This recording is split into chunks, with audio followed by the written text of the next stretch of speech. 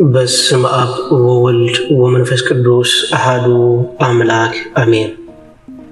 ንገባሪ ሰናያት መሐርና አምላኽ አቡን ጎይታናን አምላኽናን መድኃኒናን ኢየሱስ ክርስቶስ ሰቲሩናን ረዲኡናን ዓቂብናን ተቐቢሉናን ረሃሪሁልናን ደጊፉናን ክሳዕ እዛ ሰዓት እዚኣ እውን ኣብፅሒና እሞ ነመስግነሉና። ሕጂ እውን ንዑ በዛ ቅድስቲ ዕለት እዚኣን ብኩሉ ዘመን ሂወትናን ብፍጹም ሰላም ክዕቅበናን ኩሉ ዝመልኽ እግዚኣብሔር ኣምላኽ ንለምኖ። ወጎይታና እግዚኣብሔር ኣምላኽ ኩሉ እትመልኽ ኣቡን ጎይታናን ኣምላኽናን መድኃኒናን ኢየሱስ ክርስቶስ ልዕሊ ኩሉ ኩነታትን ምእንቲ ኩሉ ኩነታትን ኣብ ውሽጢ ኩሉ ኩነታትን ነመስግነካ ኣለና። ስለዝሰተርካናን ዝረዳእካናን ዝዕቐብካናን ናባኻ እውን ስለዝተቐበልካናን ስለዝረህራካልናን ዝደገፍካናን ክሳዕ እዛ ሰዓት እዚኣ እውን ስለዝብፅሕካና ነመስግነካ ኣለና። ኦ መፍቀሬ ሰብ ካብቲ ሰናያትካ ንሓትን ንልምንን ኣለና። ንዛ ቅድስቲ ዕለት እዚኣን ኣብ ኩሉ ዘመን ሂወትና ንዓኻ ብምፍራሕ ብፍጹም ሰላም ክንፍጽሞ ሃበና። ኩሉ ቅንኣት ኩሉ ፈተናን ኩሉ ግብሪ ሰይጣንን ምኽሪ ክፉኣት ሰባትን ሕውን ጉሁድን ዝኾነ ምልዓል ጸላእን ኦጎይታይ ካብ ያርሕቕ። ካብ ኩሉ ህዝብኻ እውን ኣርሕቕ። ካብዚ ቅዱስ ቦታኻ እውን ኣርሕቕ። ኩሉ ሰናያትን ዘድል ነገር ዓድለና። ምኽንያቱ ንስኻ ኢኻ ተመንን ዕንቅርቢትን ኩሉ ሓይል ጸላእን ክንረግስ ስልጣን ዝሃብካና። ካብ ኩሉ ክፉእ ኣድሕነናን ባልሃናን እምበር ናብ ፈተና ኣይተእትወና። በቲ ሓደ ወድኻ ጎይታናን ኣምላኽናን መድኃኒናን ኢየሱስ ክርስቶስ ምእንቲ ፍቕሪ ሰብ ኢሉ ብዝገበረ ጸጋን ምሕረትን ምሳኻ ማዕረም ዝኾነ ዋቢ ህይወት መንፈስ ቅዱስን ክብርን ግርማን ውዳሴን ኣምልኾን ብሕብረት ምስኡናትካ እዩ ሎምን ኩሉ ሳዕን ንዘለዓለም ዓለም ኣሚን ኣሜን። ስለ ቃላቱ ስም እግዚአብሔር ኣምላኽና በኣና ብድኹማት ባረቱ ይኽበር ይመስገን። እግዚአብሔር ኣምላክ በደልናን ኃጢአትናን ከይተመልከተ ብድጋሚ ብቃላቱ ክንጻናናዕ ብቃላቱ ክንበርትዕ ብቃላቱ ክንሃድእን ክንፍወስን ስለዝፈተወ ስለዝፈቐደ ክብረን ምስጋናን ኣምልኾን ውዳሴን ስግደትን ንዕኡ ንበይኑ ይግባእ።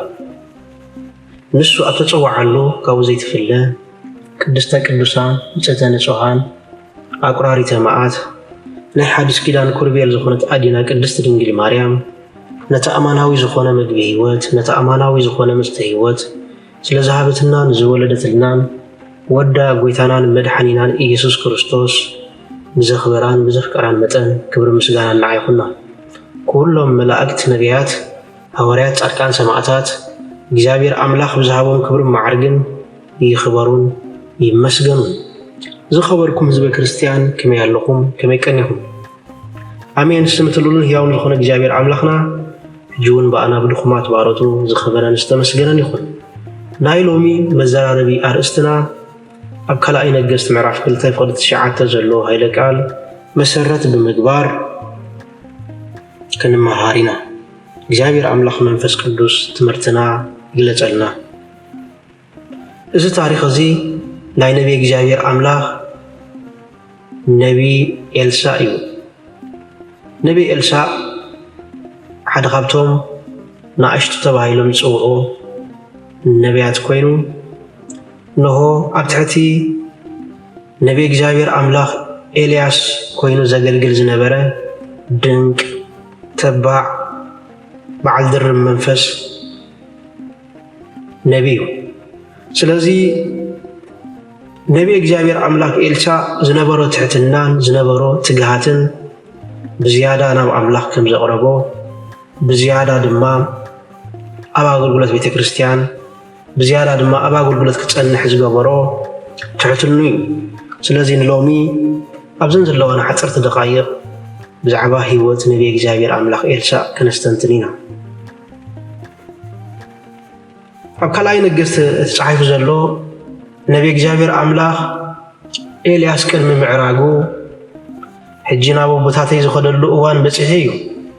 ስለዚ ተመለስ ኣብ ዝበለሉ እዋን ነቢ እግዚአብሔር ኣምላኽ ኤልሳዕ ኣይምለስኒ ብህያው ነፍሰይ ምሕለልካ ኣለኹ ንስኻ ህያው ኢኻ ኣምላኽ እውን ህያው እዩ ኣነ ንድሕሪት ኣይምለስኒ ብምባል ነቢ እግዚአብሔር ኣምላኽ ኤልያስ ከም ዝነበሮ ይነግረና።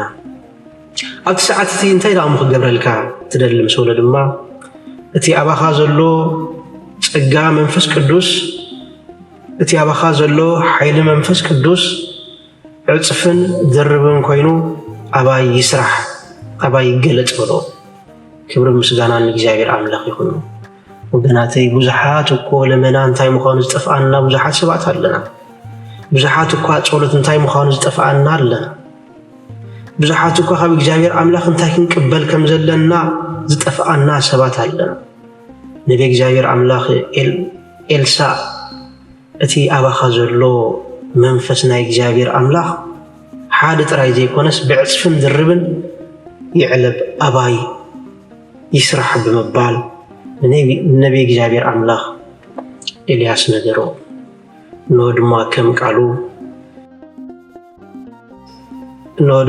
قالو أتي أب إلياس زنبرة منفس عصفن دربن كوينو أب نبي إجابير أملاك إلسا سرحة أبزخ مريوز قبالنا ناي مبزحتنا صولت جيجا ناي مبزحتنا أبقد ما بيتكرشان كيدنا نصليو جيجا نصليو بزي مفلاطناي أددك زبديوس زخونت نهون ويتانا المدحنان يسوع كريستوس بمخاد ندقا شمت كبلا سلطان كبلا خمز لما نتوريناينا أبو ساعات زدما ويتانا المدحنان يسوع كريستوس اتلمن ودو أيتفلطن يقوم بببال كمز قصة نرئي حجو النبي إجابير أملاك إلسا انترئينايو هابتي كبري ويسلطان أحاتتن انتايدا نهزبو زقلقللو زيادة منت زيادة منفس زيادة تبعات حاتتن إجابير أملاك انتاي سالو إجابير أملاك دما بنبي إجابير أملاك إلياس أبيلو اتفن دربن ناي أقلقلت منفس ناي تبعات منفس ناي تأمرات منفس النبي إجابير أملاك إلسا هابو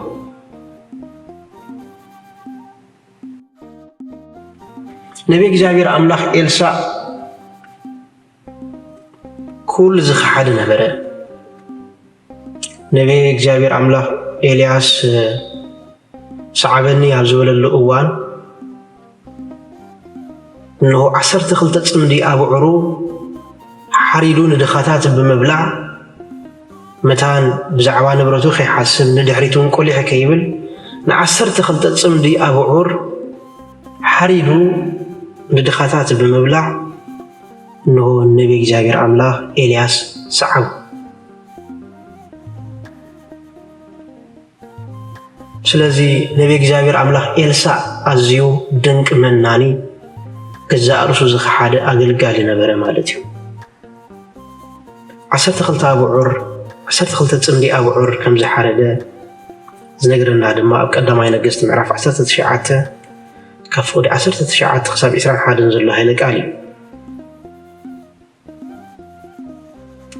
إلسا أبوون بوؤو نحرشا سرحو قديفو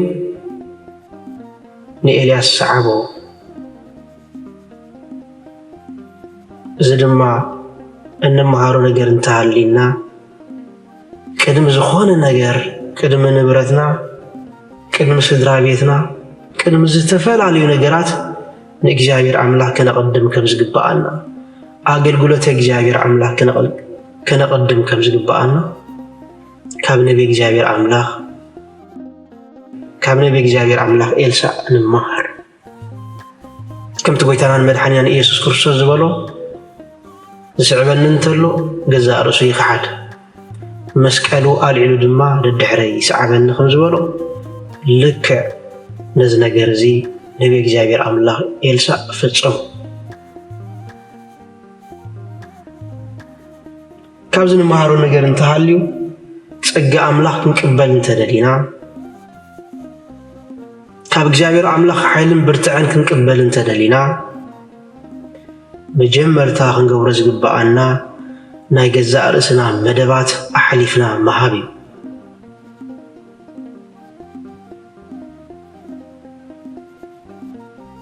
بفقادنا زي كونس بفقاد إجابير أملاك نملالس بحسابنا زي كونس بحساب إجابير أملاك نملالس بتزازنا زي كونس بتزاز إجابير أملاك نملالس يقبقنا كل نجاراتنا أحلفنا أنا أملاك نبي يقبقنا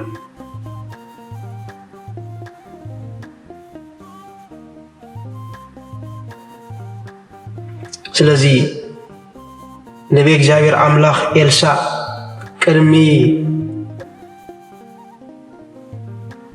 ምስ ኤልያስ ንኣገልግሎት ምውራዱ እሙን ሰብ ነበረ።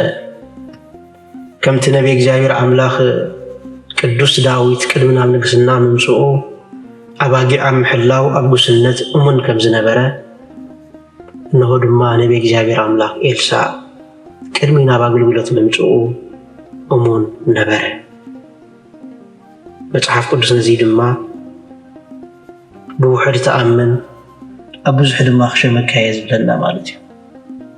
ብውሕድ ክንእመን ይግባአና። ኣብቲ ዘለናዮ ፀፍሒ ስራሕ ስጋዊ ይኹን መንፈሳዊ ብዘየገድስ ብተኣማምነት ብትሕትና ብትግሃት ክንሰርሕን ክንዓይን ይግባአና። ሽዑ እግዚአብሔር አምላኽ ንዝዓበየ ጸጋ ንዝዓበየ ሽመት ክሓርየና እዩ።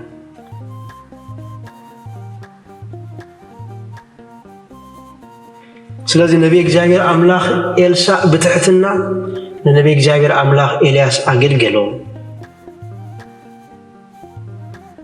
ትሕት ብምባል ረድኢ ናይ ነቢይ እግዚአብሔር አምላኽ ኤልያስ ብምዃን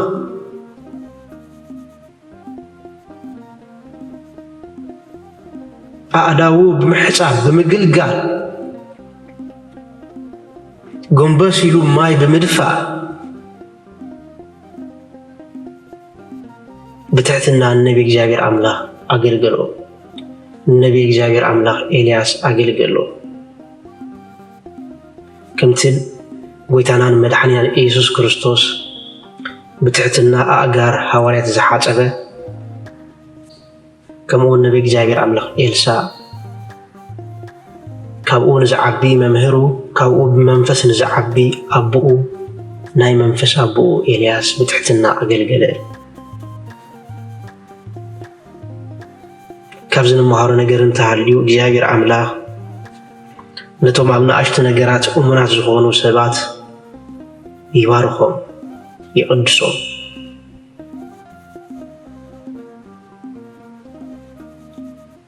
ስለዚህ ንብዙሕ ግዜያት ንብዙሕ ዘመናት ድማ ምስ ኤልያስ ተጓዓዘ።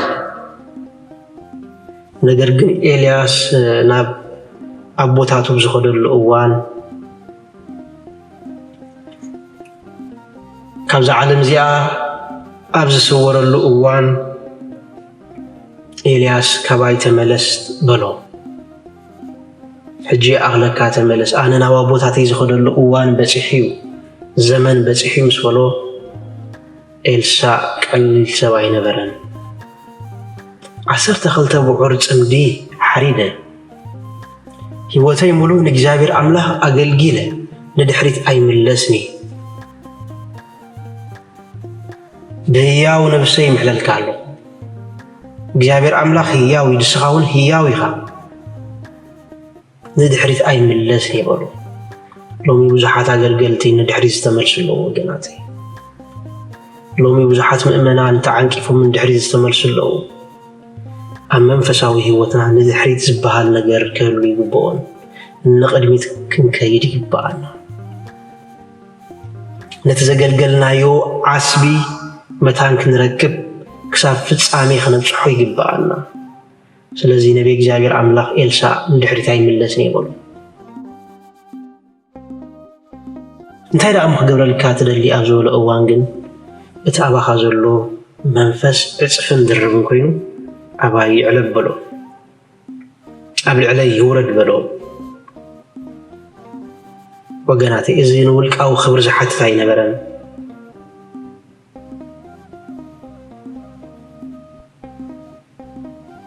ኤልሳዕ መንፈሳዊ ተልእኾ ኤልያስ መታን ክቕፅል ይሓትት ነበረ። ናይ ኣቦታቱ ደረት መታን ከይዝብል ይሓትት ነበረ።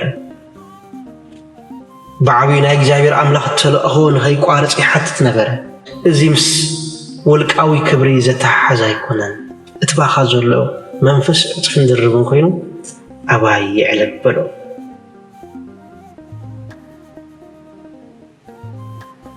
እግዚአብሔር አምላኽ ድማ ነቲ ኣብ ኤልያስ ዝነበረ መንፈስ ኣብ ኤልሳዕ ዕፅፍን ድርብን ገይሩ ሃብኦ። ጸጋ ንትሑታት ኩሉ ግዜ ምልእት እያ ጸጋ ንእሙናት ኣገልገልቲ ኩሉ ግዜ ቀረባ እያ ስለዚ ኤልሳ ድርብ መንፈስ ድርብ ክብሪ ድርብ ሓይሊ ካብ እግዚአብሔር አምላክ መንፈስ ቅዱስ ተቀበለ እነሆ ድማ ካብ ነቢ እግዚአብሔር አምላክ ኤልያስ ተቀበሎ ካብ ቦት በመቅባል ንባሕሪ ዮርዳኖስ በመخፋል ተሳገረ ነቢ ኤልያስ ንሰማያት ኳን ተወስደ ነገር ግን እግዚአብሔር አምላክ እሙንዩ ኣብ ካብ ቦት ኤልያስ በመሕዳር ተአምራት ከም ዝሰርሕ ገበረ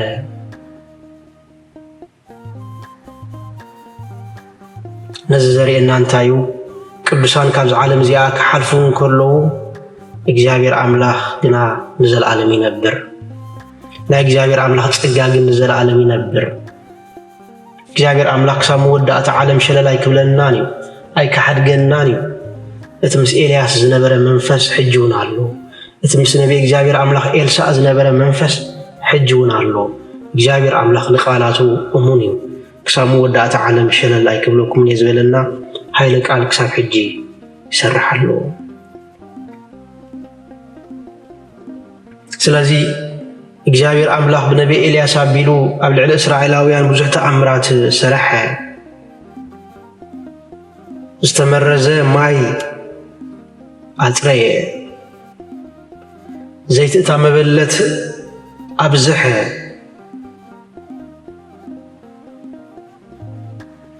ወድታት ሱማናዊት ሰበይቲ ኣዕበየ ንንእማን ካብ ለምጺ ኣሕወየ ንብዙሓት ሰባት ብውሕድ መግቢ መገበ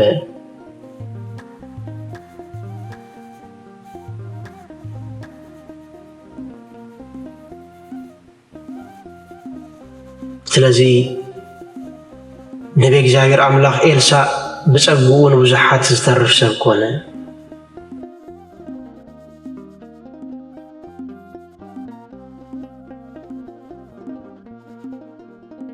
ካብዚ ንመሃሮ ነገር እንተሃልዩ ነቢ እግዚአብሔር አምላክ ኤልሳ ናይ ትሕትና ሰብ ነበረ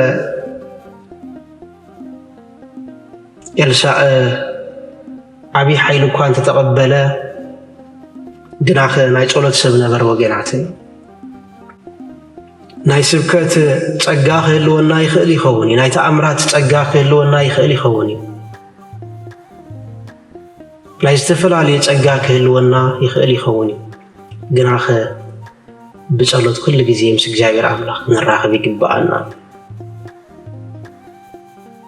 ኤልሳ ብጸሎት ምስ እግዚአብሔር አምላክ በትሕትና ዝዛረብ ሰብ ነበረ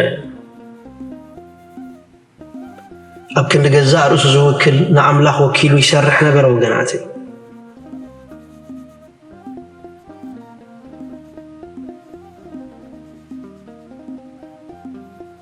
ብዘይንጽህና ልቢ መንፈሳዊ ውህበት ዕላማ ይስእን ወገናት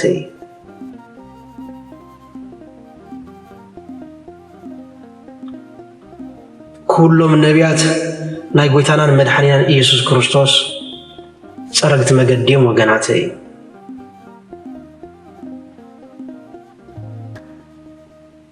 ክርስቶስ ካብ ኤልሳ ይዓቢ ክርስቶስ ካብ ኤልያስ ይዓቢ ክርስቶስ ካብ ኩሎም ነቢያት ይዓቢ ኤልሳ ብዙሕ ተአምራት ፈጸመ ጎይታናን መድሓኒናን ኢየሱስ ክርስቶስ ግና ምንጭ ኩሉ ተአምራት ወገናት ኤልሳ በኃይለ አምላክ ፈወሰ ክርስቶስ ግና ብናይ ገዛእ ርእሱ መለኮታዊ ስልጣን ፈወሰ ኤልሳ ንውሕዳት ሰባት ካብ ሞት ኣተንስአ ክርስቶስ ግና ብትንሣኤኡ ንሞት ንዘለዓለም ሰዓር ወገናተይ ነፍሲ ወከፍ ነቢይ ብሉይ ኪዳን ናብ መድሓኒና ኢየሱስ ክርስቶስ ዘመልክተና ነቢይ እዩ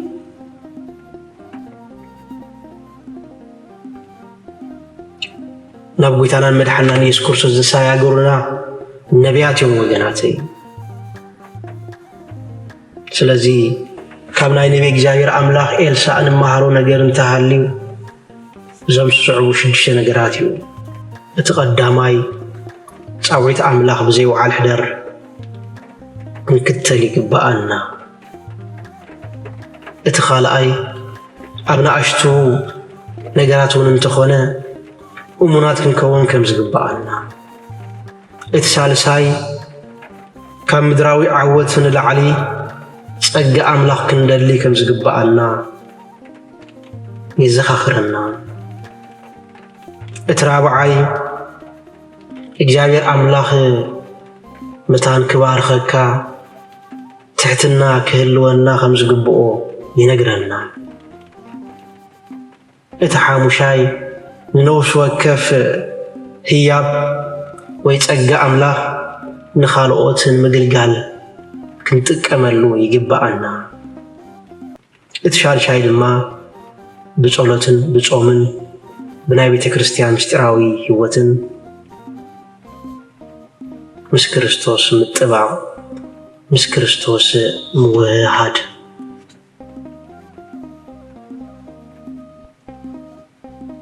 ምስ ክርስቶስ ምንባር ብሓሳብ ክርስቶስ መጓዓዝ። ስለዚ ወገናተይ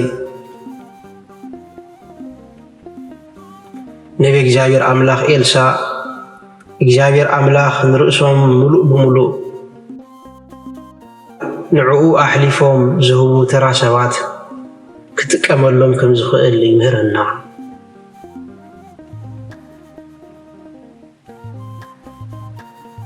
ንሕና እውን ምድራዊ ሃብቲ ወይ ከዓ ምድራዊ ክብሪ ዘይኮነስ ዝዓበየ መዐቀኒ ጸጋ ኣምላኽ ክንደሊ ይግባአና።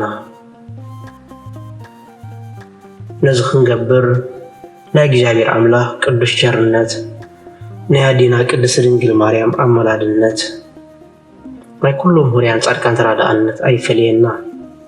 ንዝነበረና ጊዜ ባሪኹን ቀዲሱን ስለ ዝሃበና ክብርን ምስጋናን ኣምልኾን ውዳሴን ስግደትን ንዕኡ ንበይኑ ይግባእ። ወስብሃት ለእግዚአብሔር።